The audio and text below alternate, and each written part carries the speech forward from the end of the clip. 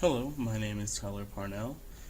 I am a senior here at Indiana University Southeast. I am an informatics major, and today I'm going to talk to you about the Wacom tablets that we have here in the BiRG lab. So first things first, I'm going to show you a brief layout of the tablet. As you can see, this is a layout of the tablet. To the left we have 3 buttons along with a radio wheel, and we have a few more buttons to the left, and that is also mirrored on the right side. So we have 2 sets of buttons and 2 sets of wheels. And how I brought this screen up is here at the top of the monitor we have a settings button, a button that will bring up a keyboard like that, and we have a settings button. And see, this popped up in the background, so I'll push escape to get rid of this, or I'll click actually to get rid of it. And this is where you can control all the settings for the buttons that I just showed you. If you click functions here, you'll see this is where you can modify these buttons here, the lower buttons. And it's pretty cool. You can have them do almost anything. Right now all the buttons are at their default settings, but if you want you can change them to do just about anything. Their primary use is for like hotkeys in like Adobe Illustrator or Adobe Photoshop. And I'll show you how easy those are, or how easy it makes using Adobe later on. So also, if you go up to the touchscreen tab, you can change the settings of these 2 rings here, and also the buttons that correspond with them. And their functions are things like scrolling and rotating, things that can be controlled with the wheel. Also you can control the speed at which it rotates or scrolls. And also you can go up here and you can change the options of your radio menu, and in order to access that, in order to access the radio menu, it must already be linked to a button on the monitor. As you can see here, it is linked to the top left button on this monitor, so I'll go ahead and give that a press, and this is what pops up, and it will pop up wherever you have your mouse, and if you press it again it goes away. So go back over here. This is where you would edit the options for the radio menu. Alright, now I will show you the settings for the grip pin, and the pin is really awesome. It's really cool to use. You kind of just need to experiment with it a little bit, but it's very easy, very user friendly.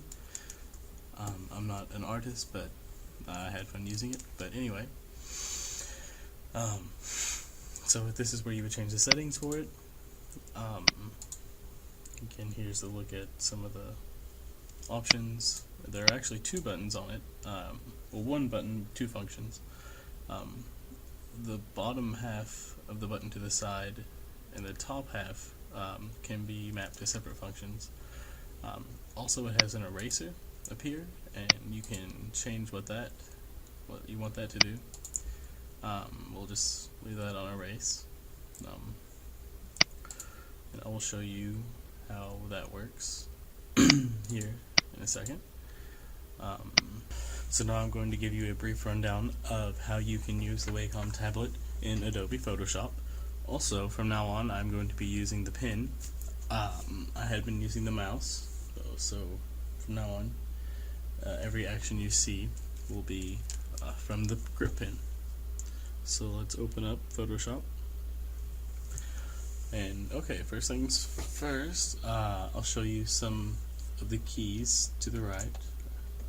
Let's see, this one, we push the top right one, it will say that the wheel will scroll or auto zoom. It's not working. Let's actually select the picture first. That might be helpful.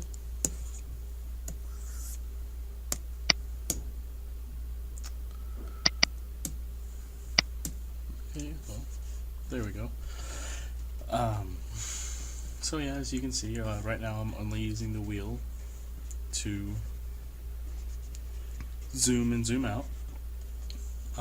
If you push the middle button, it is for the brush size. So if we come over here and select a brush, and then press brush size,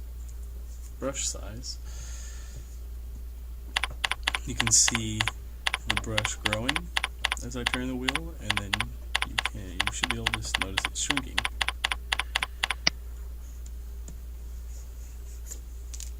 Alright, there we go. I'll have it grow a little bit, or actually shrinking again. Alright, so we'll use the rotate is the bottom button here. And there goes rotating penguins. And the rotating function seems a bit laggy. I stopped spinning a while ago and it keeps going. So this is something I don't really feel like is ideal. I don't really feel like the rotating works very well. But maybe you would have better luck. So once this stops spinning, alright, we'll just leave it like that, that's fine. So let's bring up the settings again and to have a look, see what the express keys will do. No, let's not do that. Oh yes, so let's see. This keystroke here is linked to the brush panel. So that is the top right button of this section of 5 here, or the top left button, I'm sorry. So let's go back to Photoshop and give that a push, and see, look, it automatically comes up. You can choose whatever you want. And then if you press it again, the brush panel will go away. It's pretty simple. Again, I'm not an expert Photoshop user, so those who are, I'm sure would find mapping the different keys to different functions very, very helpful. Also, here, I'll show you, I'll flip the pen around now and use the eraser. And you can do that just, like, you don't have to select anything else. As you can see here, I'm still selected with the brush, but I'm erasing, so that is pretty nifty, I think. Also, let's bring this back up again, the settings. And if you go to grip pen, let's see, the double click and right click. So you can press those and let's see, right click when we'll bring up this menu. And double click doesn't really seem to do very much for this. So now I'm going to show you another feature of the Wacom tablet.